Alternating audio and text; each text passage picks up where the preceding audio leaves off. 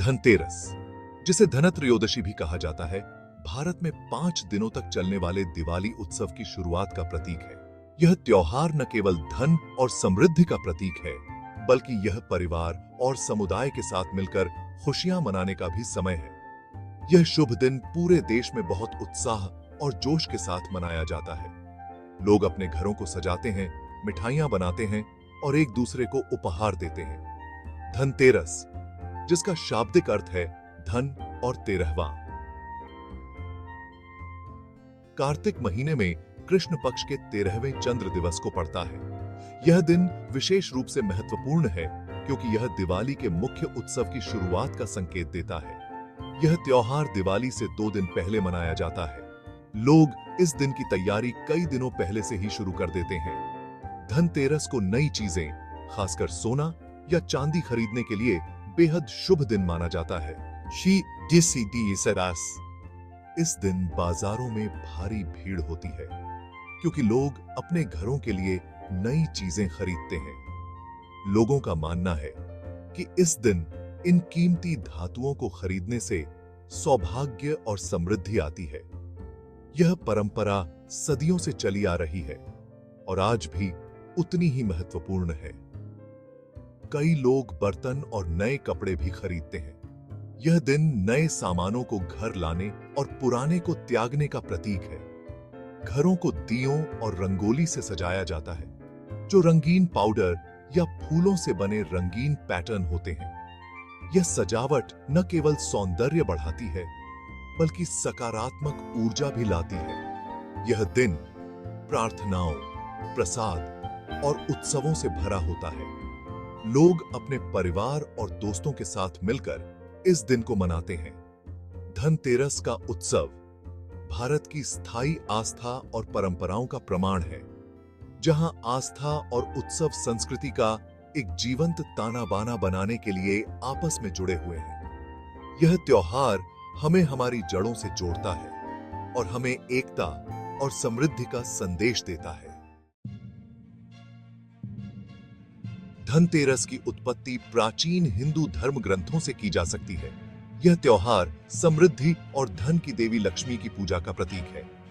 धनतेरस से जुड़ी एक लोकप्रिय कथा राजा हिमा के 16 वर्षीय पुत्र की कहानी है। यह कहानी हमें साहस और प्रेम की शक्ति का एहसास कराती है।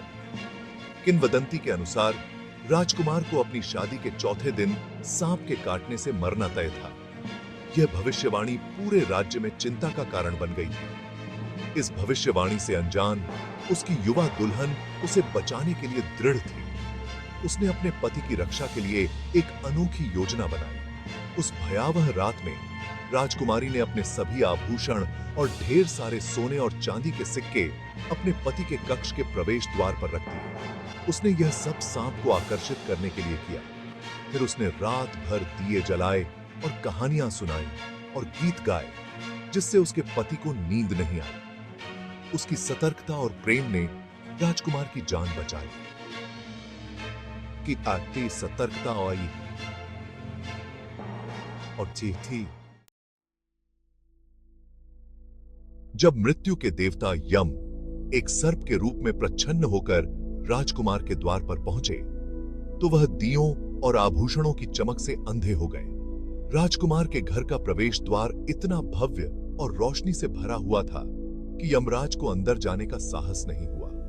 कक्ष में प्रवेश करने में असमर्थ, यम ने रात भर राजकुमारी की कहानियां सुनी और दिन निकलने से पहले ही चले गए। राजकुमारी की कहानियों ने यमराज को इतना मोहित कर दिया कि वे समय का ध्यान ही नहीं रख पाए। इस प्रकार राजकुमार को असामयिक मृत्यु से बचा लिया गया। राजकुमार और उसका परिवार इस चमत्कारिक घटना से अत्यंत प्रसन्न और कृतज्ञ थे। एक अन्य कथा धनतेरस को देवताओं के वैद्य और भगवान विष्णु के अवतार धन्वंतरी से जोड़ती है।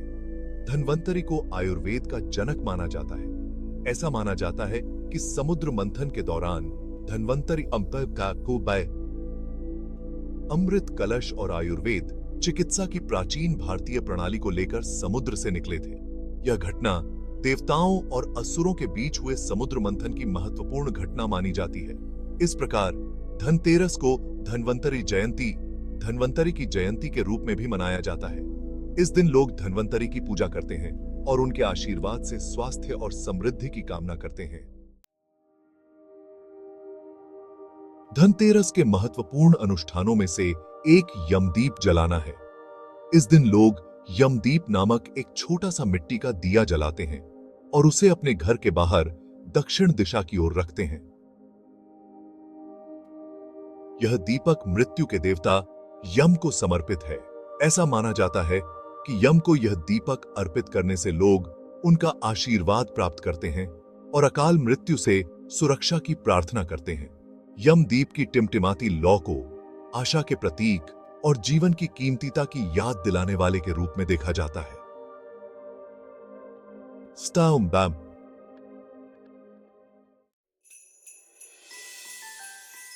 धनतेरस का त्योहार विभिन्न पारंपरिक रीति रिवाजों और परंपराओं के साथ मनाया जाता है। लोग अपने घरों, दुकानों और कार्यालयों को साफ करते हैं और सजाते हैं। धन और समृद्धि की देवी लक्ष्मी के स्वागत के लिए प्रवेश द्वार को रंगोली और दियों से सजाया जाता है। इस दिन लोग देवी लक्ष्मी और धन के देवता कुबेर की पूजा करते हैं और धन, समृद्धि और कल्याण के लिए उनका आशीर्वाद मांगते हैं। घरों और मंदिरों में विशेष पूजा या पूजा समारोह आयोजित किए जाते हैं। जहां धनतेरस का पारंपरिक सार बरकरार है, वहीं यह त्योहार वर्षों से विकसित हुआ है। आज के समय में धनतेरस खरीदारी का पर्याय बन गया है, खासकर सोने और इलेक्ट्रॉनिक उपकरणों के लिए। बाजार सबसे अच्छे सौदों की तलाश में खरीदारों से अटे पड़े हैं। ई-कॉमर्स प्लेटफॉर्म पर आकर्षक छूट की पेशकश के साथ त्योहार पर ऑनलाइन खरीदारी में भी तेजी देखी जाती है। हालांकि व्यावसायिक पहलू से परे, धनतेरस लाखों भारतीयों के लिए गहरा सांस्कृतिक और धार्मिक महत्व रखता है। धनतेरस केवल एक त्योहार नहीं, बल्कि जीवन, समृद्धि और अच्छे स्वास्थ्य का उत्सव है। यह हमें कड़ी मेहनत, वित्तीय समझदारी और ईश्वर की कृपा प्राप्त करने के महत्व की याद दिलाता है। त्योहार की स्थायी प्रासंगिकता हमें अपनी जड़ों और परंपराओं से जोड़ने की क्षमता में निहित है। आधुनिक दुनिया में भी धनतेरस को उसी उत्साह और जोश के साथ मनाया जाता है जो इस शुभ अवसर के कालातीत आकर्षण की पुष्टि करता है। जैसे ही हम दिए जलाते हैं और अपनी प्रार्थनाएं करते हैं, आइए हम धनतेरस की भावना को अपनाएं और अपने जीवन में समृद्धि और खुशियां लाएं।